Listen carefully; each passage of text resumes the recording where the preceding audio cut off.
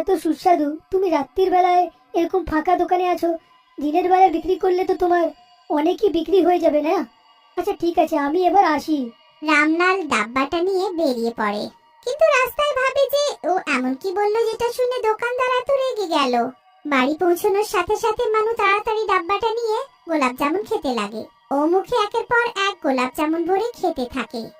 ও পাগলের মতো একের পর এক মিষ্টিটা মুখে দিতেই থাকে। মনুর মা বাবা তাকে এমন জানোয়ারের মতন খেতে দেখে অবাক হয়ে যায়। তারা একের অপর দিকে তাকায়। কালকেও এরকম খাচ্ছিল আর আজকেও খাচ্ছে, ওর কি হয়েছে? এমন খেলে যেন পেটে ব্যথা না হয়। শিলা মনুর হাত থেকে ডাব্বাটা কেড়ে নেয়। তখনই মানু রেগে চোখ লাল করে নিজের মায়ের দিকে তাকায়। ও মায়ের হাত থেকে ডাব্বাটা কেড়ে নেয় আর রেগে জোরে চিৎকার করে বলে, পাগল মহিলা, একবার বলে বুঝতে পারিস না তুই? আরেকবার ধরলে হাতটা কেটে ছিঁড়ে দেবো আমি। এইটা শুনে শিলার রামলাল স্তব্ধ হয়ে যায়।